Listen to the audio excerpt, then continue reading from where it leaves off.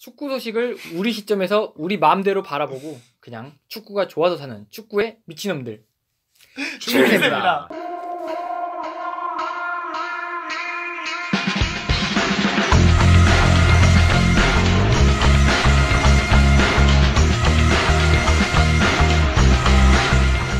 안녕하세요. 저는 이 축구의 미친 새끼들, 이 축미세에서 리드를 맡고 있는 장나드입니다. 당신은 누구신가요? 저는 신라고 합니다.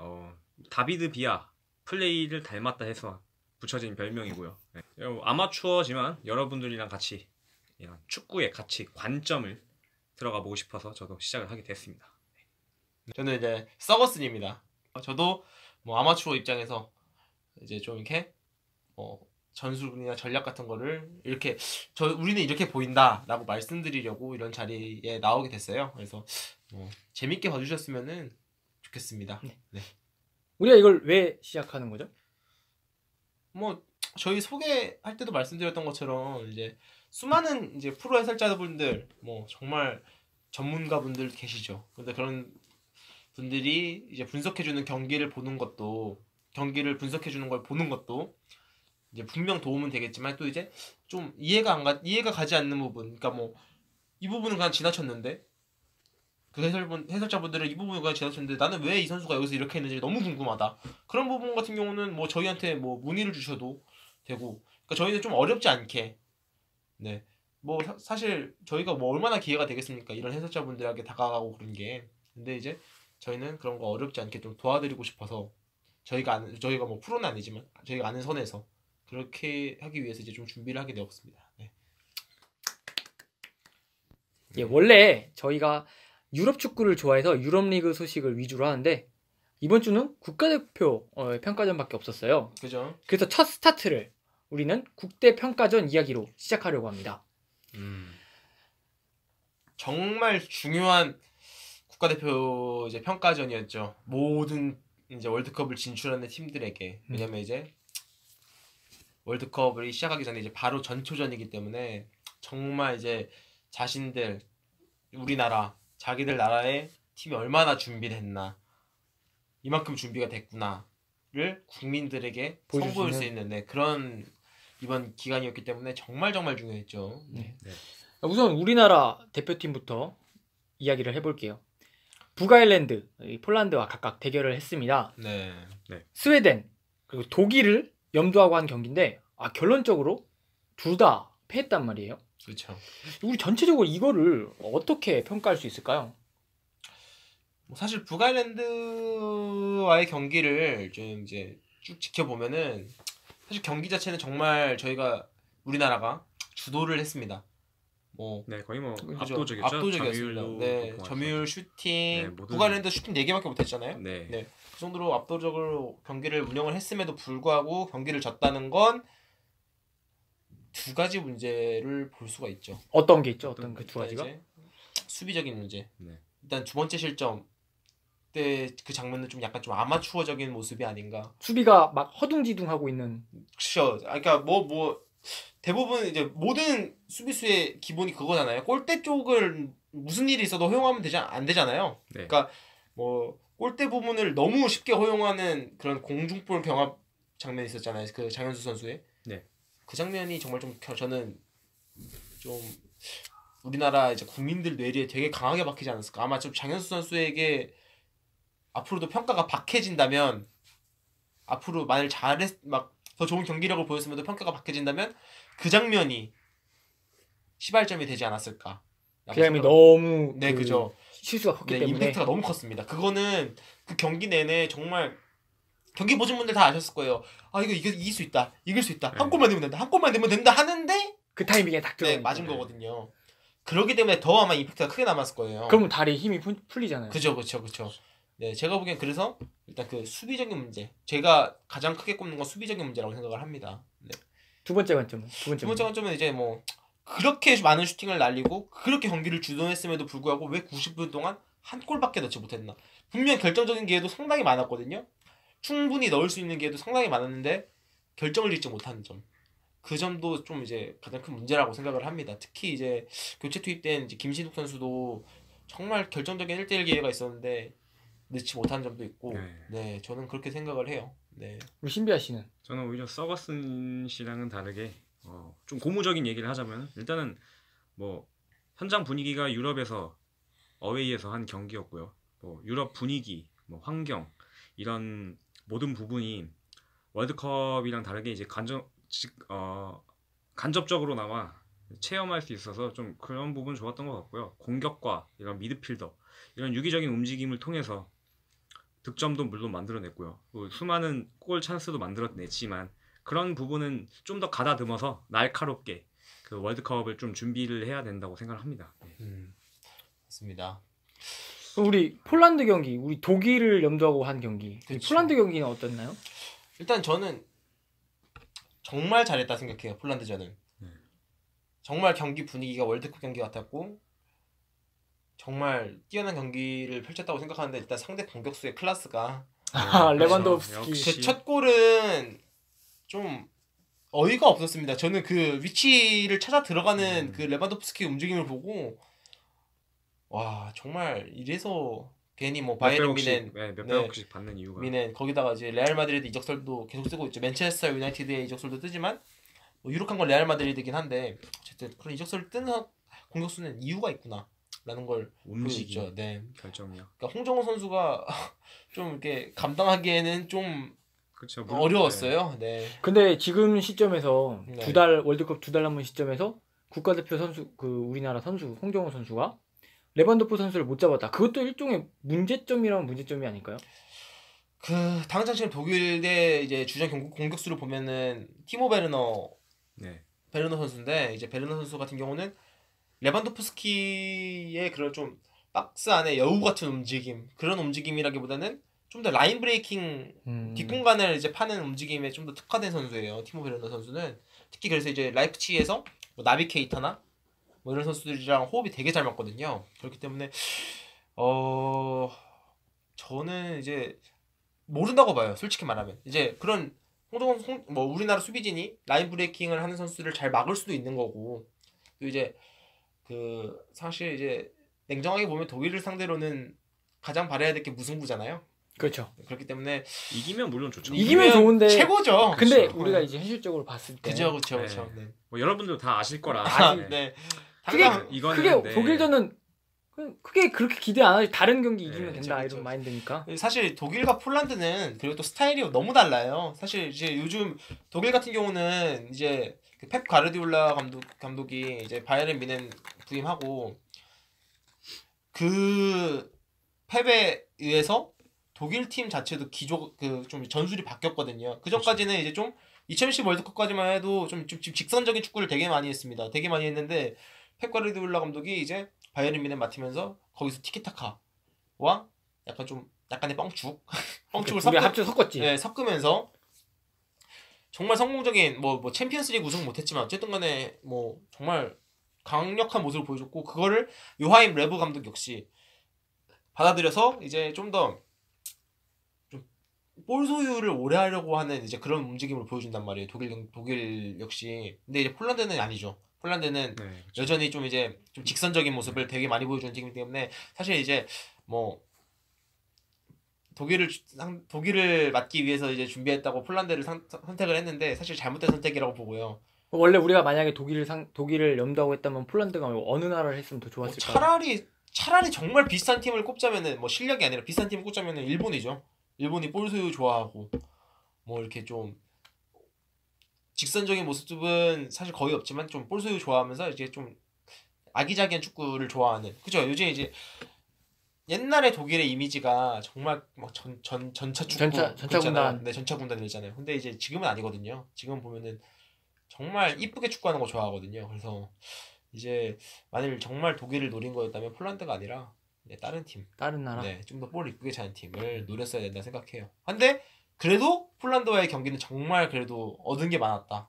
그렇죠. 생각해요. 네. 그리고 월드컵을 별로 3개월 가량.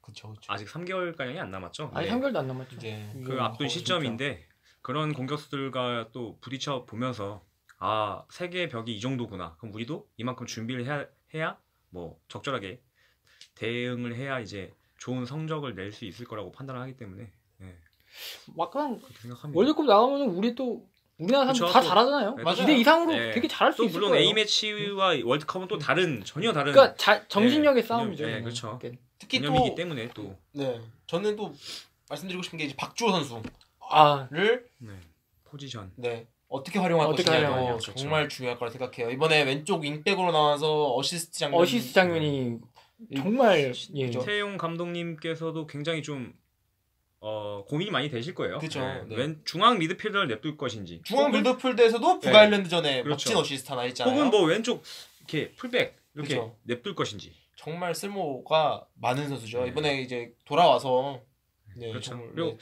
제 개인적인 생각은 또 가장 큰 문제점은 손흥민 선수의 과연 어떤 포지션에 냅둘지 그렇죠. 그리고 만약에 왼쪽에 포워드에 냅둘지 혹은 센터 스트라이커에 냅둘지 그 또 짝꿍이 있잖아요. 그렇죠. 그게 굉장히 또 중요할 것 같아요. 뭐 굉장히, 예. 토트넘의 델레 알리 같이 아니면 뭐 해리케인 같은 선수가 있을 때는 정말 왼쪽 윙포워드 자리에서 정말 네. 이번에 EPL에서도 왼쪽 윙포워드 하면은 손흥민 선수는 뭐 세 손가락 안에도 들어갈 정도로 뭐 언론에서는 뭐 아자르 선수랑 그죠 비교를 하죠. 하고 이번 시즌 있거든요. 한정. 네. 네. 네. 그만큼 성장을 엄청 많이 했다. 그렇죠. 그렇게 말씀드리고 싶습니다. 우리 만약에 이 폴란드 경기 자체만 봤을 때 네. 이 선수는 정말 칭찬해줘야 된다는 선수 있을까요? 전 황희찬. 황희찬? 황희찬. 근데 황희찬이 볼 컨트롤이 이렇게 좀 긴 게 몇 차례 보였잖아요. 네. 공격수로서 그런 거는 좀 이렇게 뭔가 마무리를 해줬으면 좋지 않았을까라는 좀 아쉬움? 잘하는 건 물론 플레이 전체적으로는 골도 넣고 전체적으로 움직임도 좋고 그랬지만 그 마지막 그 섬세함? 그죠. 그게 약간 부족하지 않았나. 그것까지 있으면 이제 거의 뭐 수아레즈 보급형 수아레즈죠. 보급형 루이스 수아레즈죠. 근데 저는 딴 것보다도 그 두 번째 동점골 넣고 다시 공 가지고 가잖아요. 권창훈 선수랑. 네. 그 장면 보고 저는 좀 이제 저런 마인드가 필요하다. 이기자. 네. 이기자. 이거 이기자. 이길 할 수 수 있겠나? 84분, 그러니까 그죠. 84분인데 80. 우리 네, 6분이면 또 넣을 수 있다. 적지에서. 적지에서를 빼면 안 됩니다. 이거 적지에서 그렇죠. 그렇지. 그때 폴란드 막 분위기가 레반도프스키 끝나고 골 넣고 로베르토 레반도프스키 뭐 이러면서 막 난리가 났었거든요. 정말 좀 그렇죠. 월드컵 분위기가 나고 그랬거든요. 근데 그런 적지에서도 전혀 주눅 들지 않고 이겨보겠다. 네. 그런 자세 때문에 저는 그래서 황희찬 선수를 뽑은 겁니다. 네. 그리고 또 빠르게 동점골을 넣었잖아요. 맞아요, 물론 맞아요. 뭐 추가 시간에 실점을 하긴 했지만. 그 피오트레스 그 지엘렌스키 선수의 킥은 그렇죠. 워낙 잘 네. 찼어요. 물론 그때도 막을 수는 어떻게 보면은 이것도 만약이란 없지만 스포츠에서는 조금 아쉽긴 했었죠. 힘든 그래도. 시간 네. 정우영 선수에게는 좀 힘든 네. 시간이긴 했어요. 그렇죠. 근데 수비로서는 수비로서 세 번째 골을 막으려고 했을 때 거리도 딱 네, 2m 정도 그쵸. 딱 수비하기 좋은 위치에서 딱 잡고 있었고 너무 잘 찬 거지 수비를 못한 건 절대 아니었거든요. 한 발 싸움이라고 하잖아요. 그러니까. 한 발. 그 볼에 발을 댈 수 있냐 없냐 한 발 싸움인데 그 한 발 싸움에서 진 거라고 볼 수는 있는데 너무 잘 찼어요. 막말로 그렇게 차면은 막을 만한 네, 선수 슈팅으로만 봤을 때는 예. 거의 뭐 일품이 막을 거의 수가 없었죠. 최고였죠. 네. 그건. 감기는 게 너무 예술적이었기 때문에. 우리 신비아 씨는 혹시 그런 슈팅 자주 보여주잖아요. 저는 네. 아니 내가 자주 네. 저는 좀 특이하게 제가 축구할 때 미드필더잖아요. 네. 네. 중거리 슛을 되게 선호하잖아요. 그렇죠. 나도 사실 좀 일품 중거리 슛을 때리지. 네. 근데 저는 그래서 이창민 선수. 진짜 멋진 골이었어요. 이창민 선수요. K리그에서도 유명하죠. 네, 제주 유나이티드에서 네. 괜히 뽑은 게 아니다. 이창민 괜히 뽑은 거 아니다. 딱 그 골 하나로 보여줬죠. 정말로 네. 정말 궤도가 수비와 골키퍼 사이에서 가리면서 들어갈 수 있는 그 정확하게 찼어요. 네. 네. 힘이 많이 들어간 것도 아니고 그냥 제가 볼 땐 딱 저길로 그냥 쓱 놓자. 네. 힘 빼고 착 놓자. 정확히 맞추기만 하자. 라는 것처럼 찼는데 기가 막히게 들어갔죠. 네. 저는 진짜. 이창민 선수가 그 골을 80분에 넣었잖아요. 넣어줌으로써 우리가 두 번째 골을 바로 넣지 않았을까. 맞아요. 그 기회를 만들지 않았을까. 그래서 저는 이창민 선수가 가장 주목할 만했던 선수라고. 네, 맞아요. 뽑을 수 사실 있습니다. 지금 기성용 선수 제외하고는 미드필더 쪽에는 이재성 선수, 기성용 선수 말고는 거의 뭐 확정된 선수는 없다고 봐야 되거든요, 아직. 그렇죠. 네, 그렇기 때문에 그 한 자리에서 이번에 이창민 선수 그 골로 인해서 좀 더 앞서 나갈 수 있지 않았나라고 생각을 합니다. 한 가지 좀 그리고 제가 덧붙이자면 아쉬운 점은 역시나 수비 문제였던 것 같아요. 그죠. 폴란드 같은 경우는 대한민국과의 경기 전에 3경기 연속 A매치에서 네. 빵득이었어요. 득점이 없었어요. 득점이 없었어요. 무득점이었는데 한국 전에서 3득점 3골이나 넣으면서 경기를 이겼는데 이 부분은 물론 수비 보완을 역시나 안고 가야 되지 않을까 생각이 듭니다. 수비 문제는 옛날부터 계속 말이 네. 나오는 거니까. 그렇죠. 그거는 이제 신태용 감독님께서 잘 하시겠죠? 정말 가장 신경 써야 될 부분이라고 생각합니다. 진짜 네. 수비진의 리더를 찾는 것. 그게 가장 중요하다고 그쵸. 생각해요. 우리나라 국가대표 말고도 또 주목해볼 만한 경기들이 있었죠. 네, 일단 뭐 여러 가지 경기가 있었죠. 사실 뭐 엄청나게 많이 있잖아요, 국대전이라서. 그죠. 네. 이제 사실 저희가 이거 뭐 시간이 그렇게 길게 편집할 수 없기 때문에 네. 정말 딱 2경기를 꼽아봤는데 독일과 네, 스페인, 꼽아죠 우리. 네, 그리고 스페인과 아르헨티나를 꼽아봤습니다. 이 두 경기 모두 엄청 이목을 집중시켰어요. 네. 강과 광의 대결. 그래서 이 경기는 우리 어땠죠? 일단 뭐 독일과 스페인부터 얘기를 예. 해볼게요. 독일, 네. 스페인. 일단 그 경기 보면은 경기 초반부터 서로 전방 압박을 엄청나게 네. 합니다. 네. 서로 간의 미스를 유발하기 위해서요. 그래서 결국에 전반 5분쯤에 이제 스페인이 먼저. 네, 보아탱이 이제 제롬 보아탱한테 강한 압박이 들어갔고 그걸 이제 키미가 볼 처리를 실수를 하죠. 네. 그리고 난 다음에 이제 이니에스타가 그 이제 수비가 어수선한 상황을 틈타서 킬패스를 넣고 거기서 이제 호드리고가 깔끔하게 네, 득점을 했죠. 정말 이거는 그 호드리고 선수가 침투가 홈멜스 선수 뒤로 들어갔기 때문에 정말 대처하기 어려운 수비였고 특히 이제 네. 이 골을 통해서 전방 압박이 성공을 하면 얼마나 위협적인 기회가 되나. 그 전방 압박을 당한 수비들은 순간적으로 좀 어수선해지거든요. 그 어수선해진 틈을 타서 그 노련한 이니에스타의 킬패스 그리고 호드리고의 깔끔한 마무리가 정말 빛을 발하는 그런 장면이었다고 볼 수 있죠. 좀 주목해봐야 될 선수가 이제 티모 베르너예요. 티모 베르너 아까 이제 뭐 한국과 그 독일, 뭐 폴란드 이런 거에 대해서 그때도 약간 언급했던 선수인데 티모 베르너 선수는 여태까지 독일의 공격수와는 정말 스타일이 완전히 다릅니다. 다르죠. 네. 고메즈 뭐 네, 마리오 완전 고메즈, 다른 스타일. 뭐, 바그너 네, 완전 다른. 다 선수이기 근데 때문에. 티모 베르너는 그런 선수를 다 이제 뭐 방금 전까지 저희가 언급드린 선수는 다 이렇게 좀 피지컬 헤딩 뭐 약간 타겟형. 네, 타겟형인데 티모 베르너는 아니에요. 네, 피지컬도 좀 좋은데 네. 라인 브레이킹이 특화된 선수예요. 그렇죠. 네. 거기에 더 강점이 돼 있는 선수이기 때문에. 그죠. 네. 게다가 거기다가 결정력도 네, 정말 좋아요. 뛰어납니다. 괜히 지금 맨체스터 유나이티드, 뭐 리버풀 이런 팀들이 노리는 게 아니에요. 정말 뭐 근데 이제 자신이 대놓고 밝혔죠. 맨체스터 유나이티드의 팬이라고. 티모 베르너 같은 경우는 어쨌든 오히려 이 티모 베르너의 등장 이후로 좀 저는 제 생각은 토마스 밀러 선수가 좀 더 빛을 발하지 않을까. 어떤 점에서 빛을 발했나요? 왜냐면 이제 티모 베르너 선수 같은 경우는 그 가운데에서 이렇게 침투를 하는 게 아니라 사이드로 빠져서 침투를 되게 자주를 해요. 그러면은 그 가운데 빈 공간을 누가 이용하겠습니까? 그 오른쪽에 있는 밀러나 뭐 그쵸. 그거죠. 네. 그래서 한 매체와의 인터뷰에서 그 인터뷰어가 밀러한테 당신의 포지션은 어디입니까? 라고 물어봤었어요. 근데 저는 제 포지션이 라움 도이터라고 생각합니다. 라고 합니다. 근데 그 라움 도이터가 뭐냐면은 공간 지배자라 뜻이에요. 그만큼 자기는 공간에 대한 이해가 뛰어나다는 거죠. 그러니까 티모 베르너가 있다는 거는 그 티모 베르너가 수비를 이끌어준 만큼 밀러에게 더 많은 기회가 올 거고 안 그래도 지금 월드컵에서 많은 골을 넣고 있는 밀러잖아요. 지금까지 네, 두 번의 월드컵인데 엄청나게 많은 네. 골 넣었죠. 네. 아마 제가 보기에는 이번 밀러는, 네. 밀러는 이번 월드컵에서 더 많은 골을 넣을 거라고 생각을 합니다. 우리 신비아 씨는 이 경기 보면서 네. 어떤 느낌이 들었나요? 독일 대 스페인 경기가. 저는 일단 양 팀 뭐 되게 수준 높은 경기력을 봤고요. 사실상 이게 월드컵 네. 결승이라 해도 뭐 크게 그렇죠. 이견이 별로 없을 만한 뭐 그 네. 정도의 경기였잖아요. 그리고 뭐 어떤 팀이든 간에 독일 대 스페인 어떤 팀이든 간에 조금이나마 약점이 있으면은 바로 그걸 그냥 파고 들어갑니다. 맞습니다. 공간이 비어 있으면은 그냥 그걸 빠르게 이제 경기 안에서 파악을 해서 바로 거기를 이제 점점 파고 들고요. 양 팀이 이제 서로 그렇게 번갈아 가면서 주고 받으면서 이제 그런 양상이 펼쳐졌는데 굉장히 재밌었던 저는 경기였던 것 같아요. 네. 결국에 완벽한 것과 완벽한 것이 부딪히니까 결론은 나지 않는 무승부가 됐다. 네. 그렇죠. 이렇게 보면 되겠죠. 네.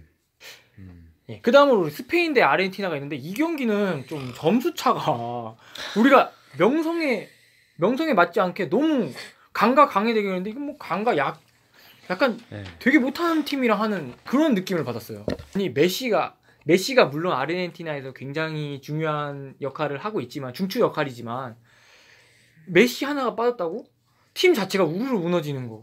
와 이거는 정말 있을 수 없는 일이고 있으면 안 되는 일이거든요. 그러니까 메시라는 선수는 물론 팀 자체를 바꿀 수 있는 선수는 네. 맞아요. 하지만 수비적인 것까지 메시가 해줄 수는 없어요. 네, 그렇죠. 근데 이번에 그러니까 만일 뭐 메시가 있었다면 더 많은 골을 넣을 수 있었겠지만 6골을 먹혔다는 사실이 바뀌진 않아요. 메시가 있었더라도. 그렇죠.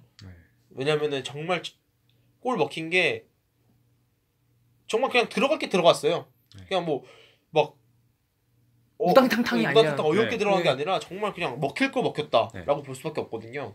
그걸 보면은 결국에는 스페인도 결국에 이렇게 계속 이럴 거면은 지금 이번에 경기에도 마스차노가 나왔는데 그렇게 좋은 활약 못 보여줬고 뭐 비글리아라든지 네. 네. 바네가 그 지금 감독이 산파울리 네, 산파울리 감독인데 되게 아르헨티나 팬들이 기대를 되게 많이 했단 말이에요. 정말 기대를 많이 했어요.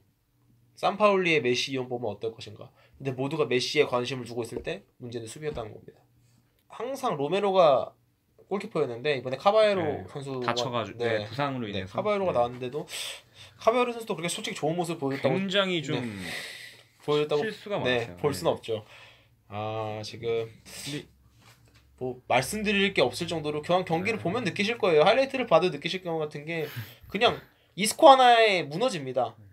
이스코에 무너집니다. 그리고 수비 라인이 이 6골 실점을 거의 대부분 다 비슷한 실점인데 맞아요. 라인을 굉장히 많이 올리다가 뒷공간을 뒷공간을 너무 어이없게 그리고 수비수들과의 이런 커뮤니케이션이라든지 거리 굉장히 넓게 서 있거든요. 보시면 아시겠지만 그 아스파스 선수가 굉장히 빠른 공격수인데 맞아요. 후반전에 나와서 뒷공간을 돌아서 그런 패턴으로 연속으로 이제 실점을 주기 때문에 셀타의 에이스거든요. 네. 또 아스파스 선수는. 네. 굉장히 좀 아르헨티나 명성으로서는 말도 안 되는 네. 그렇죠. 실점이지 않았을까 이게 생각합니다. 아르헨티나가 맞나 아니고 아르헨티나 유니폼을 입은 축구팀 아저씨인가 뭐 이런 느낌이 들었거든요. 그렇다고 공격도 잘하는 게 아니에요. 사실 네. 보면은 뭐 이과인의 결정적인 기회 빼면은 거의 없었죠. 네 이렇다 할 공격도 없었고 그러니까 경기 자체를 스페인이 계속 주도해 나갑니다. 네. 근데 괜히 지금 코파 네. 아메리카를 칠레가 계속 가져가는 게 아니거든요. 말 그대로 이제 유럽의 유로 그러니까 남미의 유로라고 봐야 되는데 계속해서 뭐 이번에 센티너리얼 그 100년 기념 그것도 칠레가 우승하고 계속 이런 모습을 보여주는 거 되고 아르헨티나가 메시의 의존. 원대한 수건인 월드컵 우승을 우승은 네. 힘들지 않을까 네. 이대로 가다가 결국 호날두는 했거든요. 유로 저는 우승을. 오히려 유로 우승을 했죠. 네. 개선을 하지 않으면 대패를 또 망신을 당할 것 같거든요. 또 네. 제가 봤을 때 아르헨티나 같은 경우는 이럴 거면 차라리 2014 월드컵 때가 너무 아쉽게 네. 되죠. 메시로선. 저 같은 경우 그리고 또 뭐 스페인의 6대1 그 1실점 스페인 걸 보자면 세트피스 때였는데 라모스 선수의 실책으로 실점을 한 거거든요. 어떻게 그리고 또 대학 골키퍼의 좀 네임밸류 안 맞은 어리숙한 펀칭 미스 이렇게 됐는데 그 세트피스를 보자면 스페인은 오타멘디 선수가 들어오는데 맞아요. 아무도 막질 않았어요. 오타멘디 선수가 또 잘 점프력이 좋죠. 네. 그리고 그 모습이 독일전에서 나왔었죠. 네. 그 홈메스 선수한테 크로스바 맞고 나간 네, 적이 있거든요. 네. 그것도 세트피스였어요. 네. 정확히. 그러니까 스페인 같은 경우는 약간 세트피스의 약점을 좀 보이고 있다라고 보면 될 것 같고요. 네. 그리고 그 이후에 후반전인가에 오타멘디 선수가 한 번 더 그런 비슷한 기회가 있었어요. 네. 네.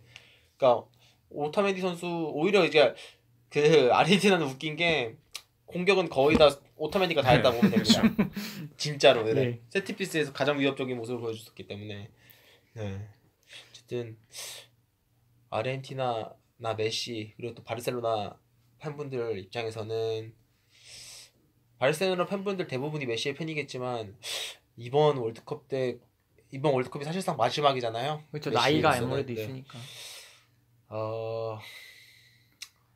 뭐 이런 말씀 드리기 좀 그렇지만 사실상 네. 조금 힘들지 않을까. 네, 힘들지 않을까. 8강 정도 뭐 생각하면 다행이다라고 싶을 정도로. 우승은 저는 힘들. 우승은 네. 이건 이건 뭐 여러분들이 아실 수도 있고. 이거는 거의 뭐 스페인 수비가 경기에서 워낙, 네. 너무 이게 수비를 갈아치우지 않으면 저 솔직히 제 입장에서는 메시가 우승을 해서 정말 이제 펠레, 마라도나, 메시 이렇게 그 라인에 방점을 찍는 그런 걸 좀 바라긴 하는데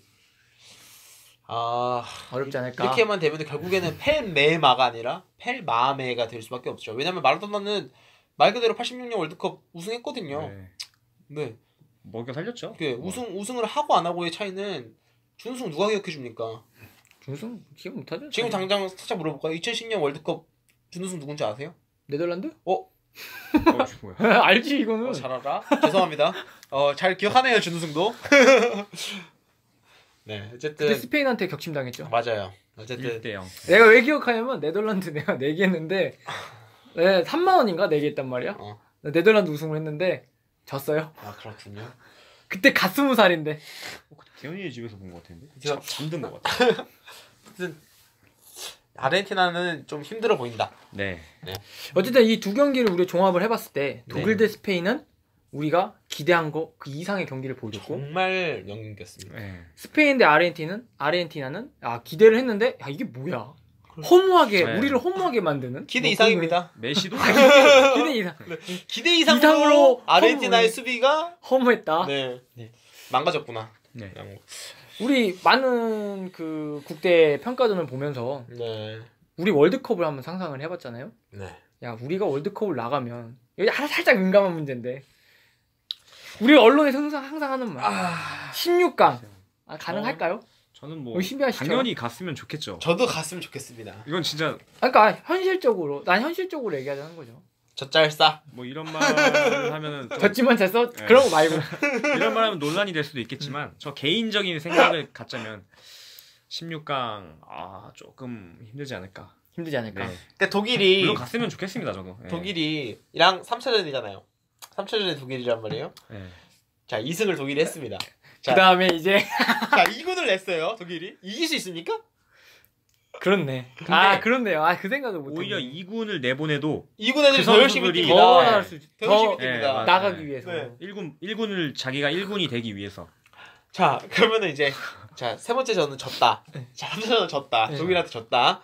자 그러면 1차전, 2차전도 이기냐?